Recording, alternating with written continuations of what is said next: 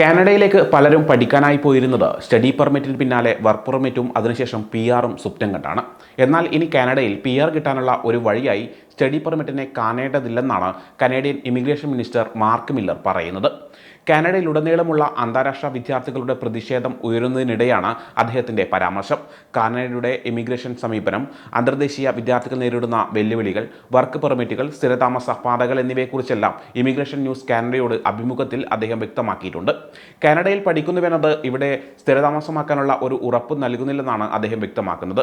പഠനത്തിന് ശേഷം കാനഡയിൽ താമസിക്കാനുള്ള എളുപ്പവഴികൾക്കായി അന്താരാഷ്ട്ര വിദ്യാർത്ഥികൾ ആവശ്യപ്പെടുന്നുണ്ട്. സ്റ്റഡി പെർമിറ്റ് എന്നത് PR ലഭിക്കാനുള്ള വഴിയല്ലെന്ന് അദ്ദേഹം ആവർത്തിക്കുകയായിരുന്നു.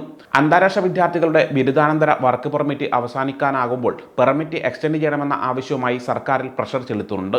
ഇത് സർക്കാരിന് തലവേദനയാണ്. ഈ വർക്ക് പെർമിറ്റ് കഴിയുന്നതോടെ രാജ്യം വിടണോ വേണ്ടയോ എന്ന കൺഫ്യൂഷനിലാണ് പലരും. കാനഡയിൽ തൊഴിലാളി ക്ഷാമമുണ്ട്.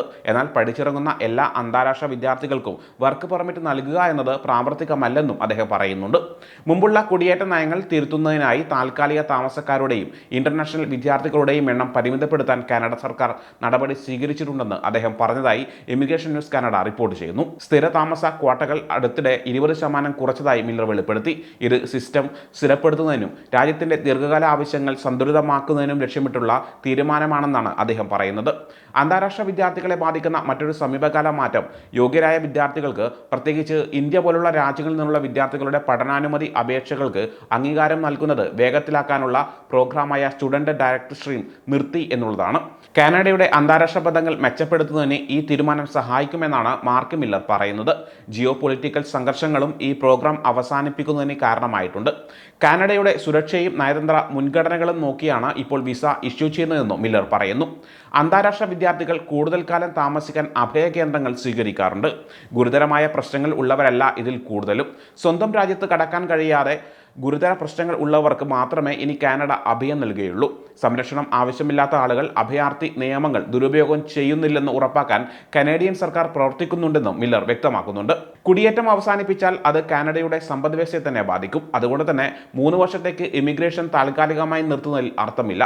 കാനഡയിൽ പ്രായമാകുന്ന ആളുകൾ കൂടി വരികയാണ്.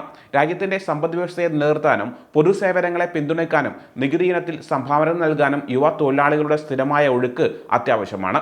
അതുകൊണ്ടാണ് കുടിയേറ്റം നിർത്തുന്നതിനു പകരം ദീർഘകാല സാമ്പത്തിക സ്ഥിരത ഉറപ്പാക്കാൻ ഇമിഗ്രേഷൻ ലെവലിൽ 20% കുറവ് വരുത്താൻ സർക്കാർ തീരുമാനിച്ചതെന്നും അദ്ദേഹം വ്യക്തമാക്കുന്നു. സന്തുലിതവും സുസ്ഥിരവുമായ ഒരു കുടിയേറ്റ സംവിധാനം സൃഷ്ടിക്കുന്നതിന് ഫെഡറൽ ഗവൺമെന്റും പ്രവിശ്യകളും വിദ്യാഭ്യാസ സ്ഥാപനങ്ങളും തമ്മിലുള്ള സഹകരണം അത്യാവശ്യമാണ്. കാനഡയിലെ വിവിധ പ്രവിശ്യകൾക്ക് അവരുടേതായ ആവശ്യങ്ങളുണ്ട്.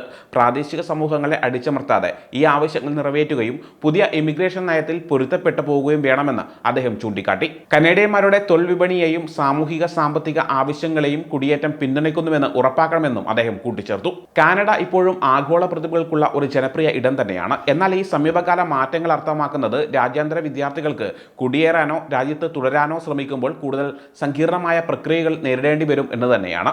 കാനഡ ഇപ്പോഴും അന്തർദേശീയ വിദ്യാർത്ഥികളെ സ്വാഗതം ചെയ്യുമെന്നാണ് മന്ത്രി മില്ലറുടെ അഭിപ്രായങ്ങൾ സൂചിപ്പിക്കുന്നത്. എന്നാൽ സ്ഥിരതാമസമോ വർക്ക് പെർമിറ്റോ നേടുന്നതിനുള്ള അപേക്ഷകൾ പരിശോധിക്കുമ്പോൾ രാജ്യത്തിൻ്റെ ദീർഘകാല സാമ്പത്തികവും സാമൂഹികവുമായ ആവശ്യങ്ങൾക്ക് പിന്തുണ നൽകുന്നതിനായിരിക്കും കൂടുതൽ ശ്രദ്ധ കേന്ദ്രീകരിക്കുക.